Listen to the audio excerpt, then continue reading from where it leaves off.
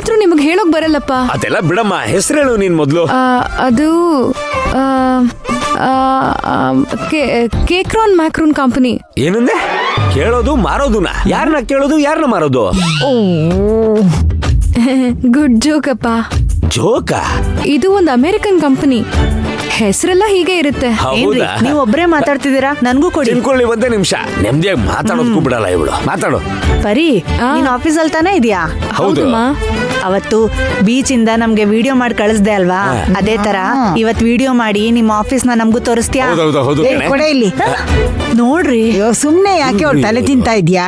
ಪರಿ ಅಜ್ಜಿ, ಪಾಪ ಎಷ್ಟು ಕೆಲ್ಸ ಇರುತ್ತೆ ನಿಂಗೆ ಆಫೀಸಲ್ಲಿ. ಹೋಗ್ ನೀನ್ ಕೆಲ್ಸ ನೋಡೋಗಮ್ಮ. ನಾನು ಇಡ್ತೀನಿ, ಸರಿನಾ? ಅಜ್ಜಿ ಒಂದ್ ನಿಮಿಷ, ನೀವೆಲ್ರೂ ಮಾತಾಡಿದ್ರಿ, ಎಲ್ಲಿ ನನ್ನ ಅಜ್ಜ ಮಲ್ಲಿಕಾರ್ಜುನ್ ಅವ್ರ ನಾಪತ್ತೆ? ಅವ್ರಿಗೆ ಫೋನ್ ಕೊಡು. ನಿಮ್ ತಾತನಾ ಕಾಶಿಗೆ ಹೋಗಿದ್ದಾರೆ. ಯಾಕಜ್ಜಿ ಸಡನ್ ಆಗಿ? ಇಲ್ಲಮ್ಮ, ನಾನು ನಿಮ್ ತಾತ ಹೋಗ್ಬೇಕು ಅಂತಾನೆ ಇದ್ದಿದ್ದು. ಮನೆ ಪರಿಸ್ಥಿತಿ ಸರಿ ಇರ್ಲಿಲ್ಲ, ಅದಕ್ಕೆ ನಾನ್ ಹೋಗ್ಲಿಲ್ಲ, ಅವ್ರೊಬ್ರೇ ಹೋದ್ರು. ಸರಿಮ್ಮ, ಸರಿ, ನಾನು ಇಡ್ತೀನಿ ಪರಿ.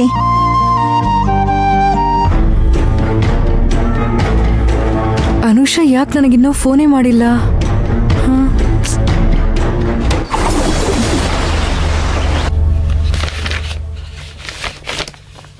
ಅಕ್ಕ, ಈ ಚೆಕ್ಕಿಗೆ ಸೈನ್ ಮಾಡಕ್ಕ KEB ಬಿಲ್ ಕಟ್ಟಬೇಕು. ಕೊಡು.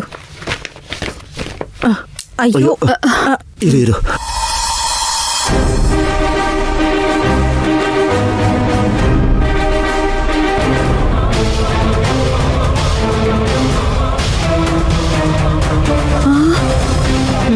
ಅದ್ಯಾರ್ದು ಫೋಟೋ? ಕೊಡಿಲಿ. ಅಕ್ಕ,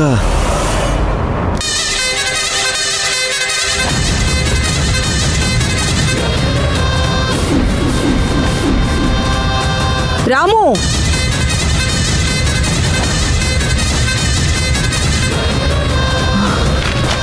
ರಾಮು, ಅಕ್ಕ, ಇವಳ ಫೋಟೋ ಹೇಗೋ ನಮ್ಮನೆ ಒಳಗಡೆ ಬಂತು? ಗೊತ್ತಿಲ್ಲಕ್ಕ.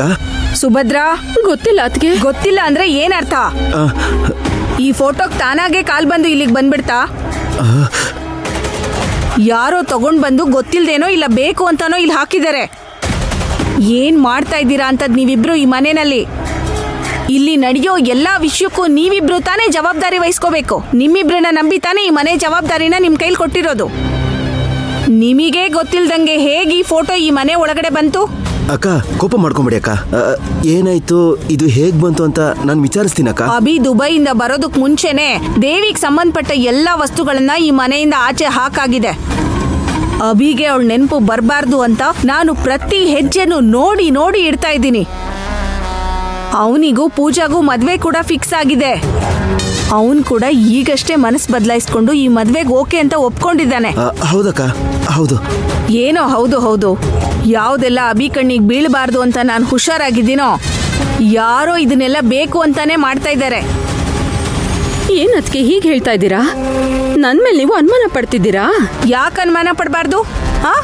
ನೆನ್ನೆ ಅಭಿ ಮ್ಯಾರೇಜ್ ನ್ಯೂಸ್ ಇರೋ ಪೇಪರ್ ಅಲ್ಲಿತ್ತು. ಅಭಿ ಅದನ್ನ ತಗೊಂಡು ನೋಡ್ತಾ ಇದ್ದ. ಇವತ್ತು ನೋಡಿದ್ರೆ ದೇವಿ ಫೋಟೋ ಇಲ್ಲೇ ಇದೆ. ಇದೆಲ್ಲ ತಾನಾಗೆ ಆಗತ್ತಾ?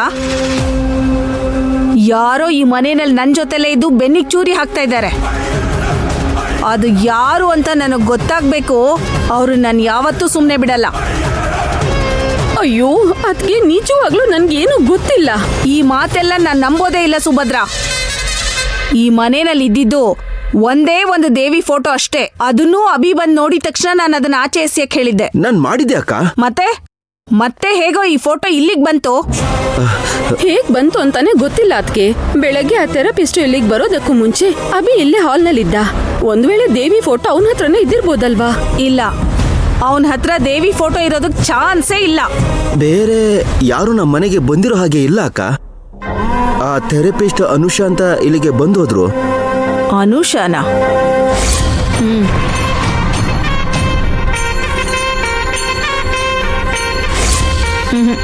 ಇಲ್ಲ, ಅವಳಿಗೂ ಈ ದೇವಿಗೂ ಸಂಬಂಧ ಇರೋದಕ್ಕೆ ಸಾಧ್ಯನೇ ಇಲ್ಲ. ಅಕ್ಕ, ಸ್ವಲ್ಪ ಟೈಮ್ ಕೊಡಕ್ಕ. ಏನಾಗಿರ್ಬೋದು ಅಂತ ನಾನು ಕಂಡಿಡಿತೀನಿ. ನನಗೇನು ಗೊತ್ತಾಗ್ಬೇಕಾಗಿಲ್ಲ.